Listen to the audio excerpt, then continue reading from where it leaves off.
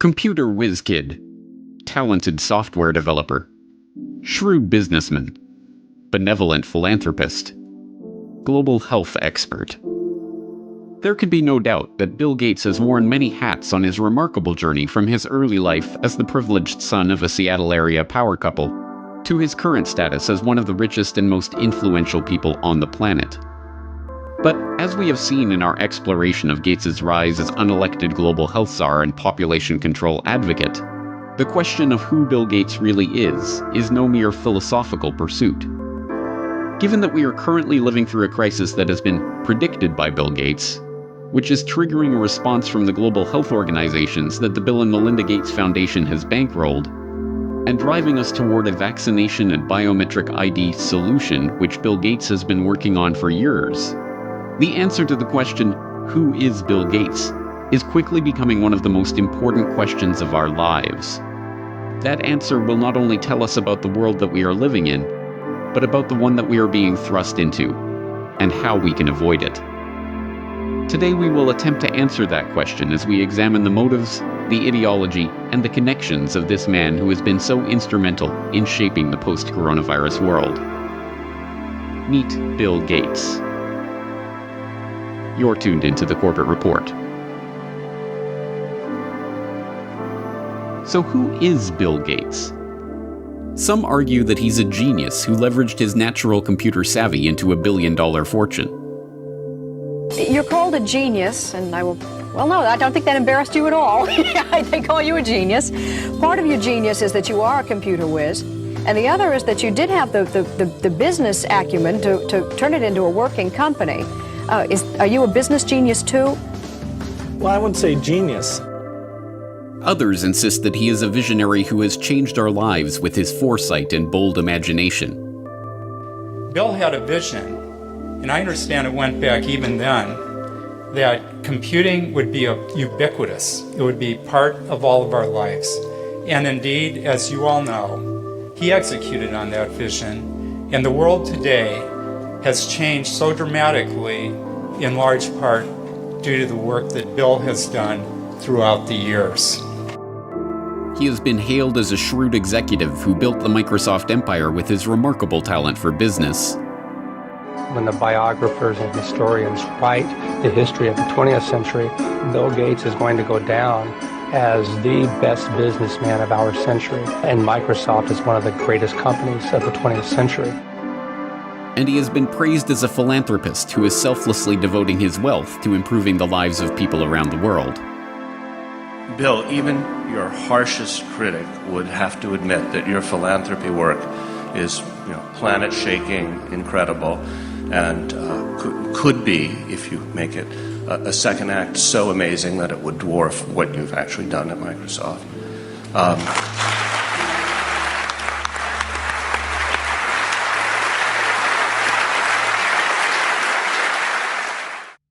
But, like anyone of his status, he has his detractors.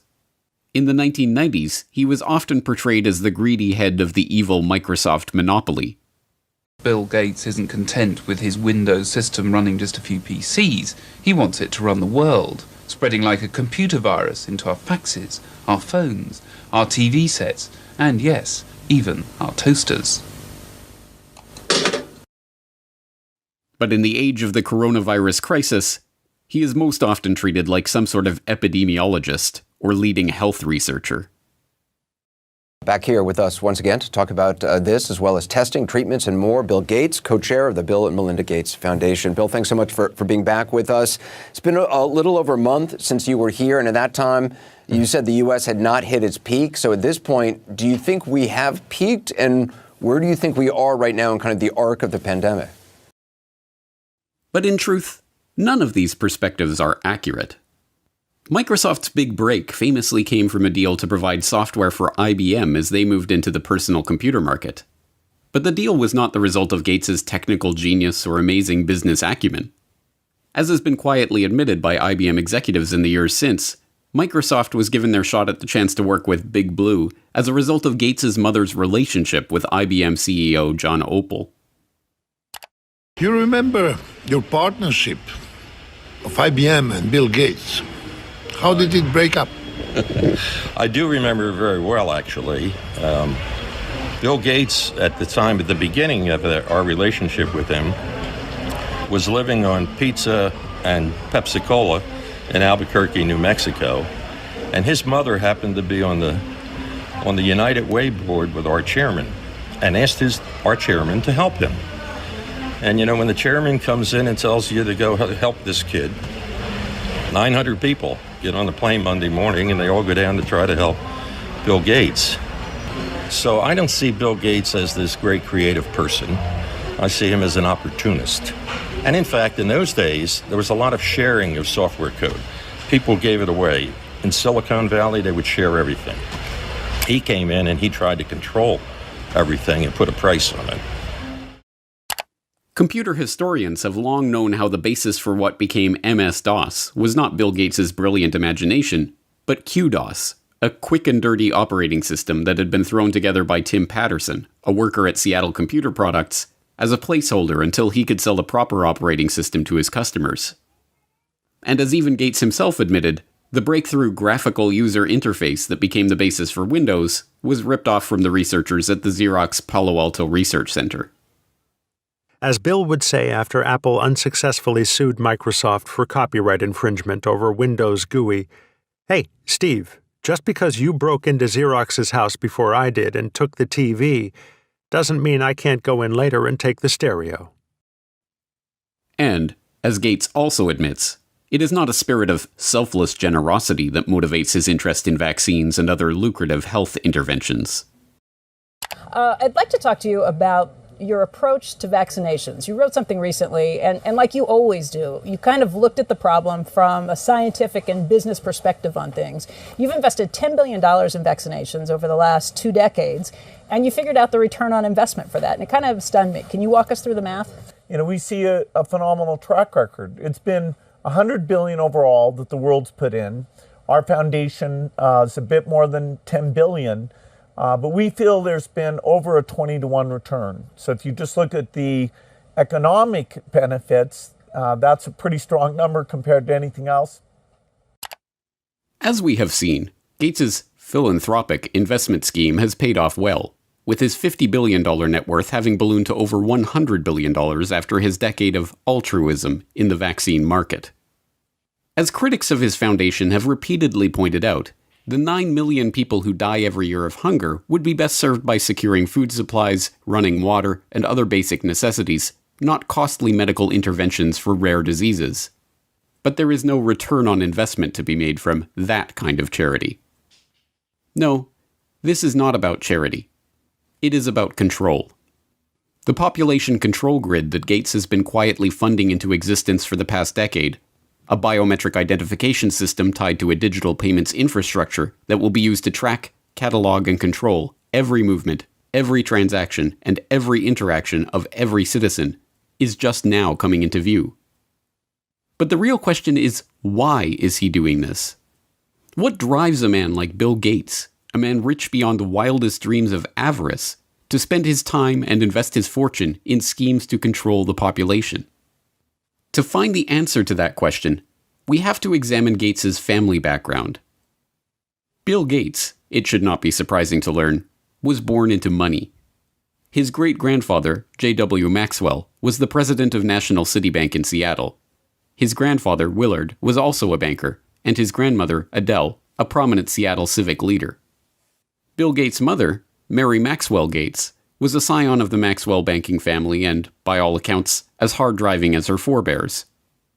She served as a director of several companies, including First Interstate Bancorp and KIRO-TV of Seattle. She served as a regent at the University of Washington, and she was appointed to the board of the United Way of America, where, as we have seen, she persuaded IBM CEO John Opel to help her son in his fledgling software development career. Bill's father, William H. Gates Sr., was a prominent Seattle area lawyer. He co-founded a powerful law and lobbying firm, helped Howard Schultz in his bid to buy Starbucks, served on the boards of numerous companies and organizations, and, along the way, had a profound influence on his son's life and career. My dad was large presence, both physically and in terms of his wisdom. He worked very hard, so he'd leave in the mornings, often before we had breakfast, and get home in time for dinner. I always looked up to my dad in terms of how hard he worked. At the dinner table, my dad would go through various lawsuits and expect us to follow along. He had high expectations. The young Bill Gates, technically William H. Gates III, although his card-playing family dubbed him Trey, learned much from his parents. From his mother's banking family, he inherited a nose for the dollar, as one childhood friend's father called it. From his hard-driving, legal-minded father, he learned the value of legalizing business arrangements. As a child, he even had a legal contract drawn up to grant him the use of his older sister's baseball mitt. These traits would not earn him many friends, but they served him well as he began to bring order to the anarchic software development community of the 1970s. At that time, software for the brand new personal computer market was the realm of computer hobbyists, people whose excitement about the microcomputer revolution and love of engineering and problem-solving led them to develop and share code freely with each other. But this was no good for the young Bill Gates, who, even before Microsoft was off the ground, was already dreaming of commoditizing this hobby and turning it into the basis of a business empire. In 1976, with the ink still wet on Microsoft's first contract with Micro Instrumentation and Telemetry Systems of Albuquerque, New Mexico, the then 21-year-old Gates wrote an open letter to hobbyists, excoriating the early computer enthusiasts who represented his main market for sharing Microsoft code for Altair Basic. As the majority of hobbyists must be aware, most of you steal your software. Hardware must be paid for, but software is something to share. Who cares if the people who worked on it get paid? Is this fair? The royalty paid to us, the manual, the tape, and the overhead make it a break-even operation. One thing you do is prevent good software from being written. Who can afford to do professional work for nothing? What hobbyist can put 3 man-years into programming, finding all bugs, documenting his product, and distribute for free? The fact is, no one besides us has invested a lot of money in hobby software. We have written 6800 BASIC and are writing 8080 APL and 6800 APL, but there is very little incentive to make this software available to hobbyists. Most directly, the thing you do is theft. The letter was awkward and tone-deaf, as many people have described the young Bill Gates in his social interactions. It heaped vitriol on the very people who would be the customers of any future business, and tried to change an established culture of sharing software code merely by decree. Even Apple computers, which would go on to be one of the prime purveyors of walled garden systems that restrict users' ability to control their own computers, scored an easy marketing victory by responding to Gates' angry letter with a reminder that, yes, folks, Apple Basic is free. But the gauntlet was thrown down, and Gates would have his way. Although freeware and other forms of open-source software development still exist, the establishment of software code as legally protected intellectual property has led to the rise of billionaires like Gates. A nose for the dollar and a knowledge of how to use the legal system to get what you want were not the only things to emerge from Bill Gates' childhood, however. His parents also encouraged discussion about the family's charity work and the causes they held close to their heart. As Gates revealed to Bill Moyers in 2003, those causes included the population issue, which sparked a lifelong interest in reproductive health. One issue that really grabbed me as urgent were issues related to population, reproductive health. But did you come to reproductive issues as an intellectual? When I was growing up, my parents were always involved in various volunteer things. My dad was head of Planned Parenthood, and it was very controversial to be involved with that. Gates tips his hand when he equates issues related to population with reproductive health. The topic is particularly controversial because population control and reproductive health have been used for half a century as a euphemism for eugenics, the discredited pseudoscience that holds that certain families are fit to be leaders of society by virtue of their superior genes. As we saw in Why Big Oil Conquered the World, eugenics was a field named and codified by Francis Galton, cousin of Charles Darwin. Ostensibly concerned with heredity and what would later be known as genetics, the eugenicists believed that the rich and powerful were rich and powerful not because of luck or chance or happenstance, and certainly not from the deployment of cutthroat business tactics and underhanded dealings. No, the rich and powerful had attained their status because they came from better stock. Conversely, the poor were poor because of their defective germplasm. As transparent as it seems to us today that this ideology was a self-serving self-justification for the ruling class, it was quickly taken up as the great social crusade of the early 20th century. From Teddy Roosevelt to H.G. Wells to Julian Huxley to Winston Churchill, there was widespread support for the eugenicist notion that society must strive to make sure that the rich and well-born breed as much as possible, and the poor, infirm, and feeble-minded be prevented from having children. A common eugenicist argument was that the scarce resources of society should not be used to support the lower classes, as that only encouraged more of their kind. Instead, life-saving medical care and intervention should be rationed so that those resources can be best put to use elsewhere. So-called negative eugenicists even took things further, with some, like famed playwright George Bernard Shaw, calling for people to be called before a state-appointed board to justify their existence or be put to death. But there are an extraordinary number of people whom I want to kill. Not in any unkind or personal spirit, but it must be evident to all of you, you must all know half a dozen people at least, who are no use in this world, who are more trouble than they are worth. And I think it would be a good thing to make everybody come before a properly appointed board, just as he might come before the income tax commissioners, and say every 5 years or every 7 years, just put him there and say, sir or madam, now will you be kind enough to justify your existence? But in the post-World War II era, as the name of eugenics became tarred by association with the Nazi atrocities, the talk of death panels and other harsh eugenicist notions was dropped from public conversation. Now, the quest to reduce the size of the poor population was spoken of as population control and reproductive health. Still, occasionally, these old negative eugenics ideas are revisited in moments of candor. You're raising tuitions at the University of California as rapidly as they can, and so the access that used to be available to the middle class or whatever is just rapidly going away. That's a trade-off society is making because of very, very high medical costs and a lack of willingness to say, is spending $1 million on that last 3 months of life for that patient, would it be better not to lay off those 10 teachers and to make that trade-off in medical costs? But that's called the death panel, and you're not supposed to have that discussion. It is worth questioning why this man, who openly muses about death panels and the trade-offs of providing healthcare to the elderly, is to be taken completely at face value in his attempts to slow population growth in the Third World, or to handle a coronavirus health crisis that primarily affects the elderly. That the Gates agenda is being driven by a eugenicist ideology is suggested by multiple lines of evidence, both historical and current. As we have also seen in Why Big Oil Conquered the World, the Rockefeller family was instrumental in funding and promoting eugenics, both in America and overseas. The Rockefellers helped fund the Eugenics Record Office.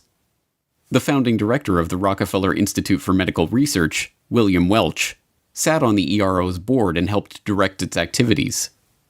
The Rockefellers sponsored the studies of the eugenics researchers at the Kaiser Wilhelm Institutes in Germany, including Ernst Rudin, who would go on to draft Nazi Germany's forced sterilization law. And, when the American Eugenics Society became embarrassed of its own name, its longtime director, Frederick Osborne, merely took over as president of the Rockefeller-founded Population Council. This dedication to the cause of public health did not escape the approving gaze of Bill Gates Sr. In a chapter of his 2009 book, Showing Up for Life, called Walking with Giants, he writes admiringly of the Rockefellers and their influence in the field. Every corner we've turned in the field of global health, we've found that the Rockefellers were already there and had been there for years. When we committed to childhood immunization, we found ourselves building on efforts the Rockefeller Foundation had helped launch and fund in the 1980s. When we became interested in fighting malaria and tuberculosis, we learned that the Rockefellers had been studying the prevention and treatment of such diseases around the globe for, in some cases, as long as 100 years. A similar dynamic held true in the case of HIV/AIDS. A lesson we learned from studying and working with the Rockefellers is that to succeed in pursuing audacious goals, you need like-minded partners with whom to collaborate. And we learned that such goals are not prizes claimed by the short-winded. The Rockefellers stay with tough problems for generations. As Gates Sr. suggests, it is by working with like-minded partners that such great achievements in the field of global health can be made. For the Gates, these like-minded partners include the Rockefellers themselves. Bill Gates Sr. got to discuss global health, agriculture, and environment with the likes of David Rockefeller Sr. and David Rockefeller Jr. at a meeting on Philanthropy in a Global Century at Rockefeller University campus in 2000. And Bill Gates, as we have seen, co-hosted a meeting on reducing the population with David Rockefeller in 2009. But the most salacious hints of a deeper agenda are not to be found in the Gates' public associations, but in the associations that they have tried to hide from the public. Jeffrey Epstein may be dead, but this story isn't. A shocking new report from the New York Times sheds light on the connection between Microsoft founder Bill Gates and the late Jeffrey Epstein. After Gates' name came up in connection with Epstein and MIT Media Lab, Gates gave a statement to the Wall Street Journal where he insisted he did not have any business relationship or friendship with Epstein. But new reporting from the New York Times outlines numerous meetings between Gates and Epstein and a conversation with Bill and Melinda Gates' foundation, a connection between their foundation and J.P. Morgan to set up a charitable fund that would financially benefit Epstein. You know what I want to know? Why? Beginning in August of last year, a string of information connecting Bill Gates to convicted sex offender Jeffrey Epstein began to emerge. Flight logs revealed that Gates had flown on Jeffrey Epstein's private jet. An email surfaced showing disgraced MIT Media Lab director Joy Ito, who resigned from his position after it was discovered that he had helped cover up Jeffrey Epstein's identity as an anonymous donor to the lab, informing his staff that a $2 million donation to the lab in 2014 was a gift from Bill Gates, directed by Jeffrey Epstein. As the story gained momentum, Gates tried to downplay the relationship, with a Gates spokesperson protesting that Gates didn't know it was Epstein's plane, and Gates himself insisting that I didn't have any business relationship or friendship with Epstein. This was immediately contradicted by the New York Times, who reported in October of 2012 that Gates had in fact met with Epstein on multiple occasions, even going so far as to discuss the creation of a multi-billion-dollar charitable fund with seed money from the Bill and Melinda Gates Foundation and J.P. Morgan Chase. According to the Times, Gates emailed his colleagues about Epstein in 2011. His lifestyle is very different and kind of intriguing, although it would not work for me. Epstein's will even named Boris Nikolic, a Harvard-trained immunologist who served as the chief scientific advisor to both Microsoft and the Bill and Melinda Gates Foundation, and who appears in the sole publicly known photo of Epstein and Gates' 2011 meeting at Epstein's Manhattan mansion, as the backup executor of Epstein's estate. It is not difficult to see why Gates would try to distance himself from his relationship with a child sex trafficker. Epstein, after all, is suspected of ensnaring high-ranking politicians, businessmen, and even royalty in an intelligence-directed honeypot operation, recording them in the act of sexually abusing underage girls and using that evidence as blackmail. But, as it turns out, the attempt to suppress the Gates-Epstein story may have been an attempt to suppress the revelation of an altogether different shared interest. Sources say several accusers have come forward in New Mexico, where Epstein owns a sprawling ranch. According to a new report published in the New York Times, not verified by NBC News, Epstein wanted to use the ranch for controlled breeding, using his DNA to improve humanity. Citing 2 award-winning scientists and an advisor to large companies and wealthy individuals, the article reports Epstein surrounded himself with leading scientists and would tell them he wanted to have 20 women impregnated at a time on the ranch. The already scarcely believable Jeffrey Epstein story took another bizarre turn in August of 2019, when it was reported that Epstein hoped to seed the human race with his DNA. As the New York Times explained, Epstein's plan to impregnate 20 women at a time at his New Mexico ranch in order to seed the human race with his DNA, a plan he told to a number of the scientific luminaries he kept in his orbit, put a modern gloss on a very old idea. Mr. Epstein's vision reflected his long-standing fascination with what has become known as transhumanism, the science of improving the human population through technologies like genetic engineering and artificial intelligence. Critics have likened transhumanism to a modern-day version of eugenics, the discredited field of improving the human race through controlled breeding. Epstein's interest in genetics led him to sponsor a number of scientists working in the field, including George Church, a Harvard geneticist whose lab received funding from Epstein's foundation from 2005 to 2007 for cutting-edge science. Church publicly apologized for his connection to Epstein, which included several meetings a year from 2014 onward. This was neither the first nor the last time that this unassuming Harvard biologist, whose cutting-edge science often strays into controversial areas, caused a public scandal. In 2019, Church proposed a genetics dating app, which was immediately denounced as applied eugenics. Church also acted as scientific advisor to Editas Medicine, a startup seeking to use the genome editing tool CRISPR-Cas9 to eliminate diseases by deleting the parts of a genetic code responsible for the illness. In 2015, the company announced it had raised $120 million from a group led by Epstein's appointed backup executor, Dr. Boris Nikolic.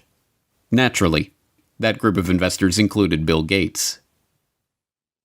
Yes, Bill Gates is certainly following his father's advice to collaborate with like-minded partners.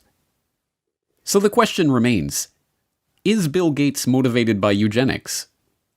Given that eugenics went underground over half a century ago, we are unlikely ever to unearth a frank admission along those lines from Gates himself.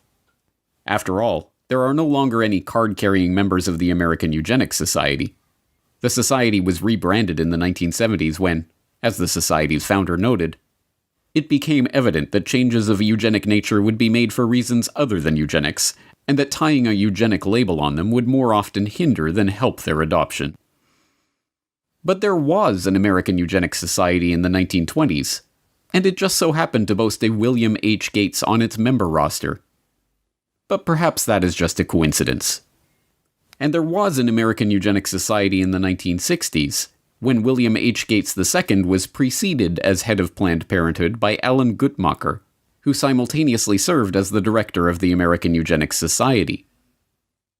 And perhaps it was coincidence that the Bill and Melinda Gates Foundation organized their London Summit on Family Planning, at which the Gates recommitted themselves to funding population control in the Third World, in July 2012, on the anniversary of the first International Eugenics Congress, held in London exactly 100 years prior. And perhaps it is reaching to compare the young Bill Gates' dating preferences to the genetic-based dating favored by modern-day eugenicists. I interviewed several women who had dated Bill just briefly, and one told me the very first question Bill asked her was, "What did you score on your SAT test?" You know, this is not exactly, you know, what a young woman wants to hear. For Bill Gates, though, he had scored a perfect 800 on his math portion of the SAT, and this was a matter of pride with him, and he wanted to make sure whoever he was dating, you know, had scored a pretty high grade. No. We cannot expect an answer about Bill Gates' true motives to come from Gates himself. By this point, the question of Bill Gates' intentions has been buried under the combined weight of hundreds of millions of dollars of paid PR spin. Like the Rockefellers before them, the Gates have long since learned the secret of enlarging their family fortune, not to mention their control over the human population, by donning the mask of philanthropy. There are many perspectives on Bill Gates. Depending on who you ask, he is a computer savant, a genius businessman, or a saintly philanthropist. But all of these perspectives have been brought to you through PR outlets founded or funded by the Bill and Melinda Gates Foundation. Bill Gates is no longer a subject for historians but hagiographers. Now we must confront the question of why this man is motivated to build such a web of control. Control over our public health agencies. And for all 193 member states, You must make vaccines a high priority in your health systems to ensure that all your children have access to existing vaccines now and to the new vaccines that have recently become available. Control over our identities.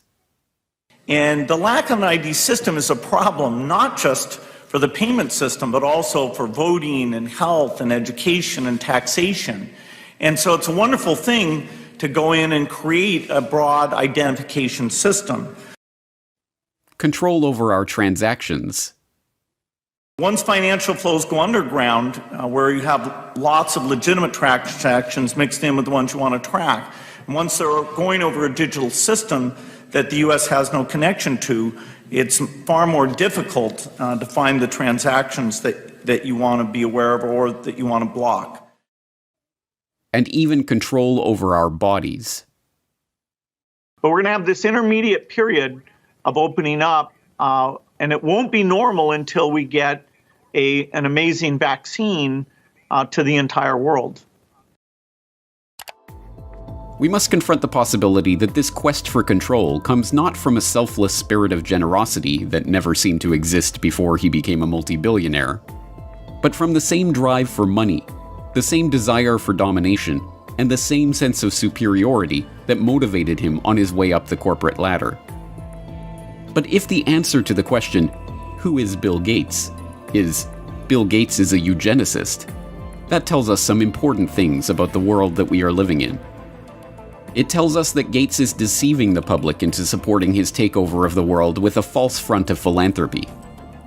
It tells us that the goal of the Gates, like the goal of the Rockefellers before them, is not to improve the world for humankind, but to improve the world for their kind. And most importantly, it tells us that Bill Gates is no comic book supervillain, single-handedly directing all of the chaos that is unfolding in the world or single-handedly bringing his own order to that chaos. No, if Bill Gates is a eugenicist, driven by a belief in the superiority of himself and his fellow wealthy elitists, then what we are facing is not one man, or even one family, but an ideology. This is not a trivial point. One man, whatever his wealth, can be stopped easily enough. But even if Bill Gates were to be thrown in jail tomorrow, the agenda that has already been set in motion would continue without missing a beat. An entire infrastructure of researchers, labs, corporations, governmental agencies, and public health bodies exists, funded more often than not by Gates, but driven by the belief of all those millions of people working for these various entities that they are truly working in the best interest of the people. No, an ideology cannot be stopped by stopping one man. It can only be stopped when enough people learn the truth about this agenda and the world of total, pervasive control that is coming into view. If you have watched all 4 parts of this exploration on Bill Gates, then you are now one of the most informed people on the planet about the true nature of this agenda. You have seen how the takeover of public health has been used to railroad the world into a headlong rush toward mandatory vaccinations, biometric identification, and digital payments. You have seen how the pieces of this puzzle fit together, and how they represent a far greater threat to the future of humanity than any virus. Here is the good news. Armed with this information, you have the antidote to the scourge of this eugenicist ideology. The truth is that ideologies are viruses of the mind. They spread from person to person, infecting them with ideas that can lead to a disease of the body politic. But here is the even greater truth. Inoculations do work. Inoculations of truth against the lies of those spreading their poisonous ideology. If you have made it this far, it is incumbent on you to help inoculate those around you against the corrupt ideology of Bill Gates and all those who seek to control the population of the world. You must help to spread this information so that others have a chance to see the bigger picture and decide for themselves whether they are willing to roll up their sleeves and accept what is coming or not. But time is not on our side. Even as we speak, mass vaccination campaigns are being prepared. We are already building our plans to vaccinate the whole city of Chicago and working with others across the region on a major plan for this. We've bought syringes, we've bought cold boxes, we've planned out locations. biometric identification schemes and immunity passports are already being rolled out. And so while we started with travel at our core, we're a biometric secure identity platform where it's always been about attaching your identity to your boarding pass at the airport, or your ticket to get into a sports stadium, or your credit card to buy a beer. And so now with the launch of Clear Health Pass, it's about attaching your identity to your COVID-related health insights for employers, for employees, for customers. Programs for tracking, tracing, and surveilling the entire population are already being beta tested. Today, we are launching another useful tool that can supplement the critical detective work we are conducting in public health. Alberta Trace Together is a voluntary, secure, mobile contact tracing application to help prevent the spread of COVID-19. And the digital payment infrastructure, the system of financial exclusion that will allow governments to turn off our access to the economy at will, is being put into place. In order to avoid the risk of transmission through physical handling of money, we encourage the use of cashless transactions, such as mobile money, M-Pesa and otherwise, and credit cards. People are using touchless payment systems much more than they're using cash, both because we're not interacting with people directly as much anymore, and also because cash is kind of skeezy. We must spread the word about the dark nature of this population control agenda to as many people as we can, before our ability to speak out against this agenda is taken away for good. Thanks to the likes of Bill Gates, the virus of this population control agenda is already here. It is threatening to crash the system as we've known it. But if Bill Gates has taught us anything, Applications like Word and Excel, it's how to deal with a virus. It's time for a hard reset.